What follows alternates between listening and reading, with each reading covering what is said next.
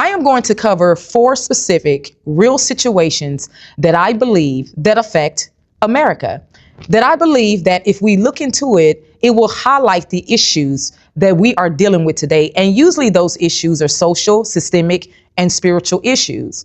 Number 1, we're going to go over the police. What happened when they took the police and they took the records and they began to cover and they begin to go by a specific order, that instead of putting their cases on public record and putting their deeds on public record, they wanted to cover and conceal those records. Number 2, the world's view instead of our view of how we look. We've all been there. We've all said to ourselves, oh, honey, I look good. We didn't even know that we were mixed matching, or our teeth were crooked, or something was wrong, or something didn't look right. We had a piece of food in our teeth and we just thought we were looking good until someone walked up and said, hey, you got something in your tooth. And then all of a sudden you kind of became embarrassed. Why? Because you saw that fine man or that fine woman and you were grinning. And then all of a sudden you were made aware that you had food stuck in your tooth and you didn't know it. Mental health when it comes to men in America. As you know, June has been the month to celebrate men and their health, not just physically, but also mentally. Some celebrate it all month long. Some give it a specific date. But nonetheless, we're going to talk about men's mental health because it plays a role in our society, in our culture, in business, in politics, and religion. Also, Byron Aaron, the media mogul, who sued McDonald's, but was able to settle for $10 billion. You may say, well, what does those 4 things have to do with American decline? Well, let me tell you. These details and alarming facts highlight male leadership in America. You heard that right, male leadership in America. All of them involve predominantly males. Now, they say behind every good man, there's a good woman. But if our men have been misleading us and there are good women behind the men, then maybe that may say something too. But for now, we're just going to talk about males and the male perspective of leadership in the United States of America and how it is contributing to the factors of failure, not just within the country, but without. Here at TCLN, we do not just focus on situations. We focus on solutions. After all, what is the point of highlighting a situation if you cannot highlight a solution that can contribute to the overall conversation? So with all that being said, let's see if we can go from these sticky situations to some simple, sound solutions right after this. Never stop, forget it if I want it. Gotta make to myself a promise. I won't quit, keep going till I got it. I won't give up till I'm on top. Yo, no, I ain't the type to give up. If I do something, man, I do it till I get what I want. I turn a business out of nothing into something. Now we ain't out here moving rocks, we out here moving boulders. Now we ain't getting posterized, we out here making posters. And we ain't got nothing to hide, we move forward like soldiers. Never stop, forget it if I want it. Gotta make to myself a promise. I won't quit, keep going till I got it. I won't give up till I'm on top, yeah. You know I'm always Hi there, I'm Abby Kay. Welcome to the Creative Leadership Network, known as TCLN, where education is the specialty and solutions are the art. I brought this broadcast together so that we can rise above social, systemic, and spiritual issues that we face every day in our nation. The goal is to help us to do better, get better, and become better. Don't forget to subscribe, hit the notification bell, make sure that your phone notifications are turned on so that you will not forget to be inspired and to stay informed. So with that being said, let's jump right in. On America's decline, as you can see it in culture, politics, business, religion, corporate. You can see it every day in television when they show shows that are constantly full of murder and killing. For example, most of your cop shows, even though the cop is the good guy and he's saving society or she's saving society, they're always killing or have to take a life or terminate a life in the name of justice. We also saw that with The Purge. The Purge, when they came out with the movie and then the television show. It was full of blood and guts and glory. It gave American society this idea that you can take 24 hours or 48 hours, exert all your anger, and just put on a mask and do whatever it is you needed to do, which in that case was a lot of violence and bloodshed. Also, as you see on our floors of America, we with social media have never before been able to look into the floors of Congress and also the floors of just politics in general, looking at our politicians fight over things that we know that if only you put a vision to it, a lot of that stuff would stop.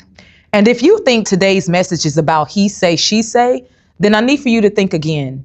Because in other countries, they don't view us as quite as that country that we used to be viewed, as the light on the hill, as the beacon, as the one that everyone looked to and everyone aspired to, and everyone wanted to come to America for the American dream.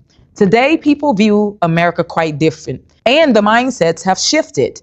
They've not only shifted in foreign views, but they've also shifted in American views. When it comes to the American dream, there's always been a great divide. But today, I think there's more on the side of the dimness of the American dream than there are more that can see the American dream and what we were told that it was in past times. It's a bird. It's a plane. No, wait. It's bad boys. You know, the bad boy cops that want to cover up with the clean record crisis. Have you heard of that in the media lately? The clean record crisis is an account that police officers are afforded that when they have bad records, they can go in and kind of swipe those records clean. While some cops are out doing good, on duty, trying to do their best, and then just clock out and go home to their families, other cops, well, as you would say, as the old anthem goes, bad boys, what you gonna do? What you gonna do when they come for you? Bad boys, what you gonna do? What you gonna do, honey, when they come for you? The secret clean records agreement, which is to wipe away the record of the behavior of officers in the United States of America. According to a UC Berkeley partners investigation in California, they found that the police departments routinely use these clean record agreements, also known as separation or resignation agreements, to bury misconduct findings. Even when serious allegations like falsified reports or sexual misconduct were substantiated. From 2012 to 2022, 160 departments entered in such deals to conceal officials' refusal or forced termination. It included nearly 300 officers, and 108 of whom has been rehired elsewhere. In 2025, California lawmakers advanced a bill to ban these agreements retroactively, making them publicly disclosable. That's a direct reaction to the investigative reports revealing how they would have been used to conceal misconduct, including excessive force, sexual assault, and falsification of reports. Transparency in laws remain incomplete. Despite reforms in California SB 1421 and SB 16, which made many officer misconduct records public, these new statutes still do not require disclosure of misconduct cases that are resolved through clean record agreements. A national WNYC project found that 23 states make officer disciplinary records effectively confidential, and either by law or through routine refusal. So to sum up a little bit of what I just said, clean record agreements exist and are common in California and amongst 28 other states, erasing misconduct and bad behavior of officers in our United States of America. Many getting rehired elsewhere is a clear public safety concern. California bills are now moving to outlaw and expose these agreements. Federal and state sunshine laws still allow broad secrecy around discipline. The union-driven bills of rights for officers further protect these agreements. So what I wanted to do is I looked at that, and like they said, it's across the states, right? But what I wanted to look at, well, what was the original reason of police officers being brought into America? Like, what was the purpose of having police officers? Well, there was a duo foundation of U.S. policing in America. And in the North, early policing was urban social control.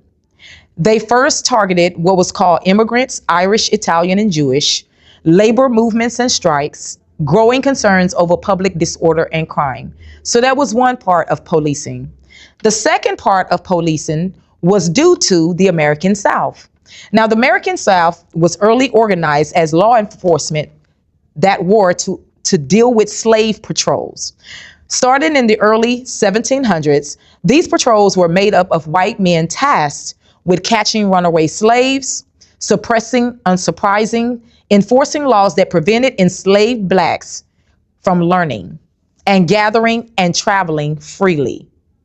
Oh, guys, that is still important. I'm going to tie into that because if you think that's gone, it's not. But there's been a shift that we're not addressing in the United States of America. And I don't believe that leadership is addressing correctly in the United States of America. So I'm going to continue with that.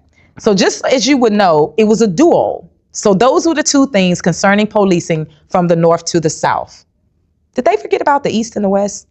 But anyway, militarized policing, community trauma. Modern policing increasingly uses military-grade equipment, no-knock raids, and SWAT teams, especially in Black and brown communities and neighborhoods. This echoes the control and punish model from the era of slave patrols and the Jim Crow enforcement. Fact: 60% of SWAT raids target Black and Latino homes, often for nonviolent drug searches, according to the ACLU War Comes Home report.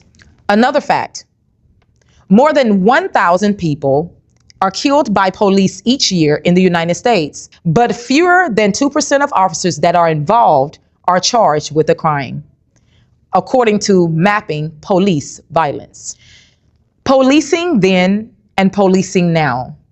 Police were used to crush labor strikes, Black freedom organizing, and civil rights protests. Now, militarized police presence shows up at BLM protests, student-led divestment movements, housing and immigration demonstrations.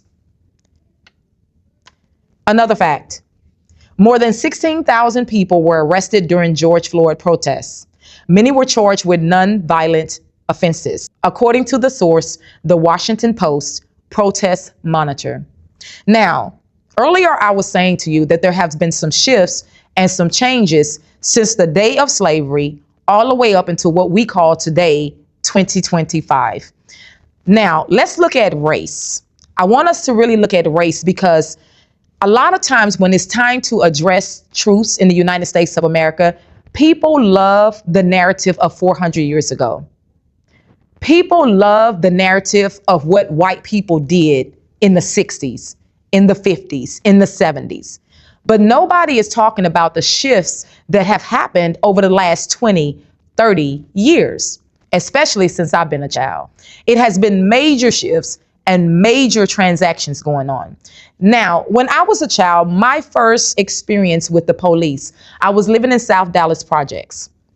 And I will never forget it. There was a young lady, for some reason, she was into it with the cops.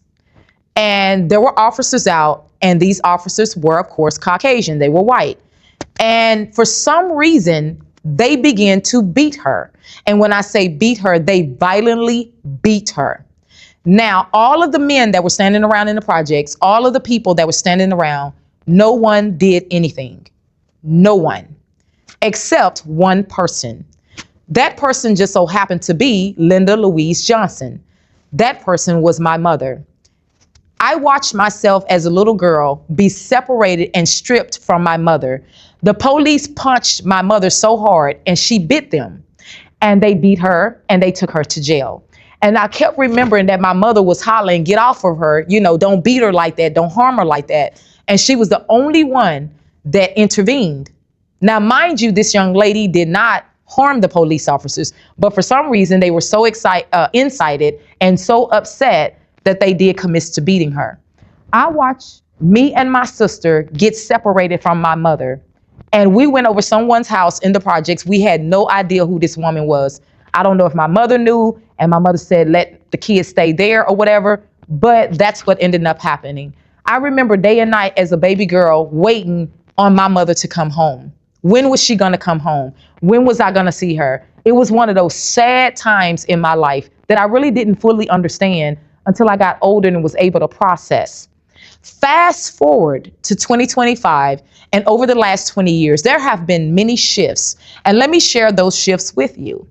That same Dallas, Texas, was once had a chief police that ran it, which was a black man. Now they have superintendents and chiefs, which are Latinas. But over the years of that happening, that city still deals with discrimination. But they don't just deal with discrimination from white officers, they deal with discrimination from officers that look like them. Also, this is not just common in Dallas. When I did research and I looked into some things, I said, is this really about race? Or is this about a narrative that's been hidden in America for a very long time, that in order for us to change and to get better and to do better, we're going to have to face the truth as Americans. Ideas of white power have changed over the years. It's no longer just white power, it's we power. Who is we power? Blacks, Latinos, Asians, whites. It's about we and not them, us and not those. See, those ideas are still there. Come after you when you're trying to get an education. Come after you when you're trying to succeed. Come after you when you're trying to do something. But it has shifted. It's no longer just a white officer or white people like you think it is. You will begin to see that there are lots of races involved and they work together. I know this is a hard thing for Americans to admit, but it's a truthful thing. And in order for me to have the courage to talk about it, I always have this saying, if I experienced it, then I have a right to talk about it. And no one can tell me that I don't have a right to express the truths that I've been through. Fast forward from my mother all the way up until my years of going to college, performing arts school, and going to journalism school at the University of North Texas. Fast forward, I began to see that I was being targeted. I had an audition to go to, and I was getting on the train. Two officers jumped out of the blue, nowhere, in the middle of downtown. People were there. It wasn't empty. It wasn't a secret targeting. It was out in the open. And I remember the officer said, don't get on that train. And I'm thinking, is something wrong? Because things happen with trains all the time. So I'm thinking, is something wrong? What's going on? Well, it ends up happening that nothing was wrong with the trains. But the officers specifically said out of their mouths, you cannot be successful. It's not for you. Sit down. And I looked around. I couldn't believe what I was hearing. I'm looking at all the people around me. Like, I know y'all heard that.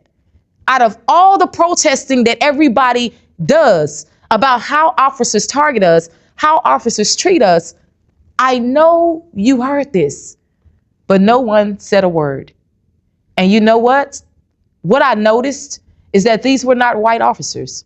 They were not white supremacists dressed in suits. They were black and they were Latina. I knew that something was wrong. I just quite didn't know what it is.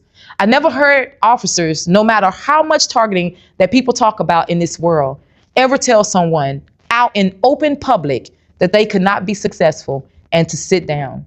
Yet I was faced with that, and it blew my mind. So I would like for us, instead of being on this boat and this ship that leads us to nowhere and is constantly shipwrecking, it's constantly causing bipartisan, it's constantly causing war, it's constantly causing unrest, it's constantly causing mental judgment from all of us, I would like for us to look at some facts. I'm going to read some things off to you.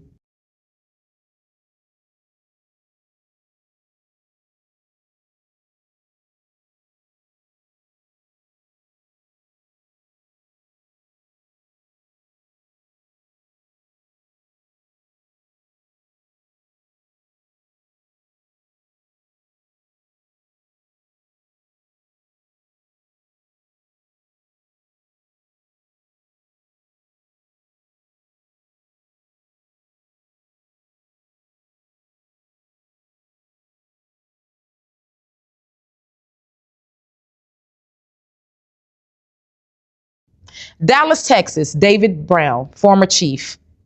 Houston, Texas, Art Avicillo, former chief. Atlanta, Georgia, Erica Shields, former chief. Charlotte, North Carolina, Kara Putney, former chief. Jacksonville, Florida, T.K. Waters, interim chief. Birmingham, Alabama, Patrick Smith, chief. Mississippi, Memphis, Tennessee, Michael Rawlins, former chief. New Orleans, Louisiana, Sean Ferguson, chief. Raleigh, North Carolina, Daryl Stevens, chief. Louisiana, Kentucky, I said that all wrong. Louisville, Kentucky, Alvin C. Jones, chief. As you can see, the list goes on and on and on. The reason why I am reading that, because I want you to understand, over the years, things have shifted. You have former chiefs, you have chiefs now, you have superintendents, you have leaders, team leads, or whatever you call them, that go out and they over certain teams. And you have to understand that if you think this is just a white man game, then you're sadly wrong. Now, I wouldn't dare say that these are bad people or that they're doing something wrong. What I would say, though, is that if all this violence has been happening still in Black and brown communities, then where do Latino or Latina and Black leadership step into place when it comes to the police field? Do they just continue to get up in the news and say, oh, well, we're still dealing with this violence and still dealing with that violence? But they're not admitting that a lot of them are violent too. No, this is just not a white supremacy game. It's not just a white man's game.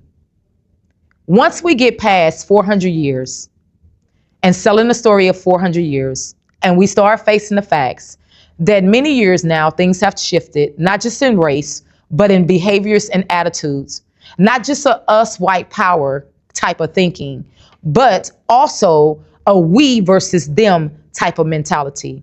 Everybody knows it. It's just hard for people to talk about.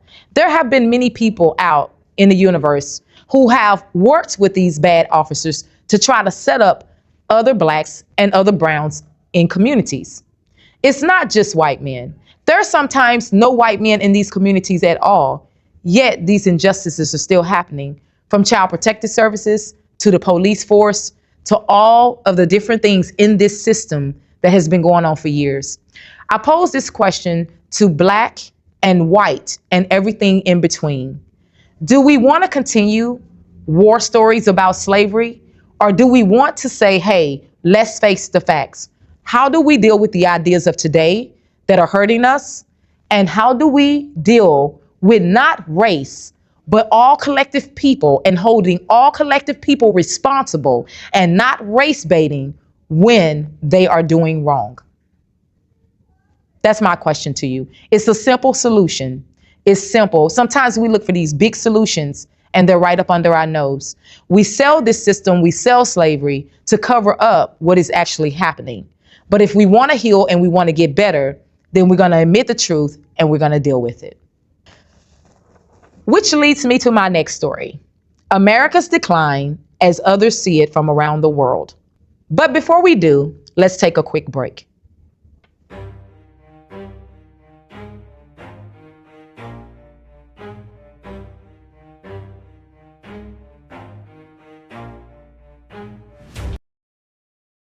Hi, I'm Abike. I hope that you are enjoying today's broadcast, but I wanted to stop and say something to you. Many of you are small business owners or nonprofit owners, and you have such a great message. The problem is that you have a hard time articulating. You have a hard time understanding what you are really trying to say, why you are really trying to say it, and how to get that out to your customers and to your clients, to the people that you serve. Well, guess what? I love to brand. I love to take the ideas, those wonderful, beautiful things that are inside your mind, and I love to craft and put it all together in script so that you can really understand who you are. But I don't just script it for you. I sit down with you and really get in tune with who you are, what you do, why you do it. But most of all, even all those fanciful things that you think that no one cares about, that's really, really special. It's like putting that icing on the cake, and it helps you stand out amongst all the other cakes on the market. I love doing that. Branding is not just about colors and design and this and that. Branding is about the core of who you are and what you are really trying to communicate, not just to your customers, your clients, but just to the world. It's your imprint upon the world. It's who you are. So if you're ready to go beyond Chat GPT, known as AI, and you're really ready to get the core message of who you are out into the world, let's get that done. Go ahead and get in touch with me.